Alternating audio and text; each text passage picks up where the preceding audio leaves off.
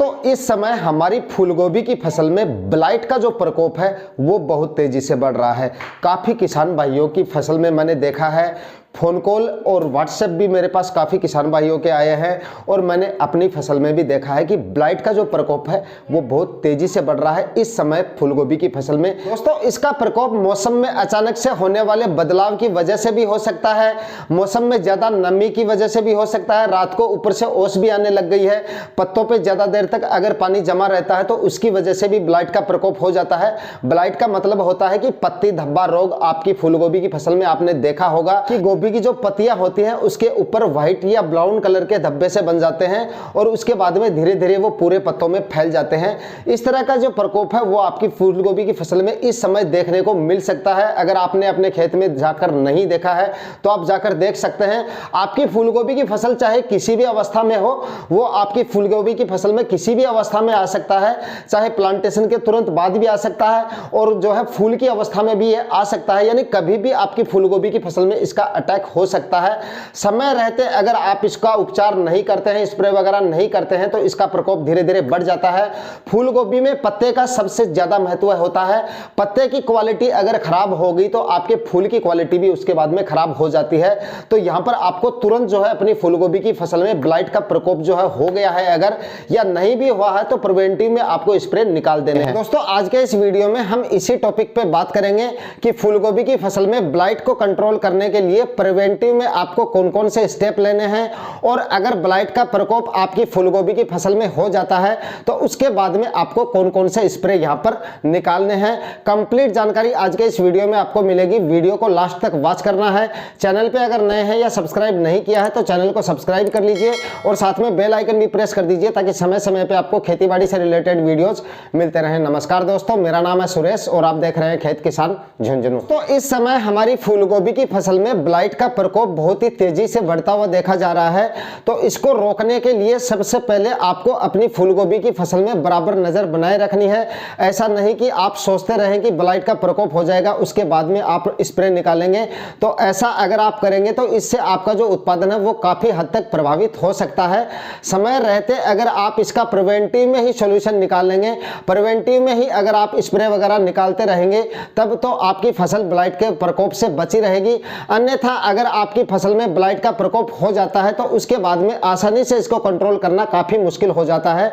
और अगर एक बार ब्लाइट का प्रकोप आपकी फसल में हो जाता है तो उसके बाद में एक दो स्प्रे से ये कंट्रोल भी नहीं होता है, काफी सारे स्प्रे आपको निकालने पड़ेंगे। और साथ ही दोस्तों इसकी रोकथाम के लिए यहाँ पर जो आपको फंगिसाइड काम में लेने पड़ेंगे वो भी बाद में आपको काफी हैवी फंगिसाइड काम में लेने पड़ेंगे और काफी कॉस्टली भी होते हैं। तो समय रहते आप अगर इसका शुरू में ही अगर स्प्रे वगैरह निकालते रहते हैं तो आपकी फसल में ब्लाइट का प्रकोप होगा ही नहीं, तो आपका उत्पादन भी नहीं घटेगा और आपका खर्चा भी इससे कोई ज्यादा नहीं होगा।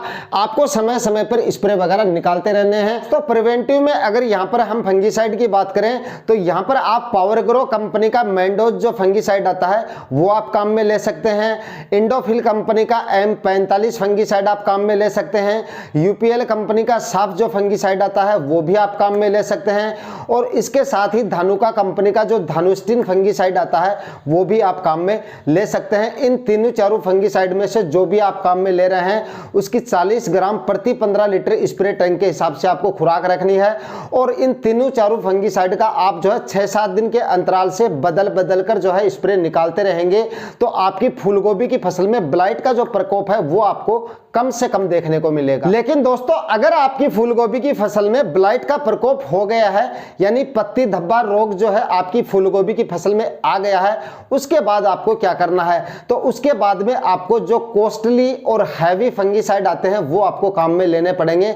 जो फंगिसाइड मैंने आपको पीछे बताए हैं, जो प्रिवेंटिव में आपको काम में लेने हैं, उनसे आपकी फूलगोभी की फसल से ब्लाइट का कंट्रोल बिल्कुल भी नहीं होगा। यहाँ पर आपको जो फंगिसाइड है वो चेंज करने पड़ेंगे और यहाँ पर आपको जो फंगिसाइड काम में लेने हैं तो यहाँ पर दोस्तों आप पावर ग्रो कंपनी का रोजटाम नाम करके एक फंगिसाइड आता है, ये आप काम में ले सकते हैं। जिसके अंदर टेबुकोनाजोल और एजेक्स्ट्रोबिन होता है, जो कि काफी असरदार और काफी अच्छा फंगिसाइड है आपके इसके लिए ब्लाइट और पत्ती धब्बा रोग के लिए। अगर आपकी फूलगोभी की फसल में ब्लाइट का प्रकोप हो गया है और उसके बाद में अगर आप रोजटाम का स्प्रे निकाल देते हैं तो उसके बाद में 3 से 4 दिन में आप देखेंगे कि आपकी फूलगोभी की फसल से ब्लाइट का जो प्रकोप है वो धीरे धीरे कम होने शुरू हो जाता है।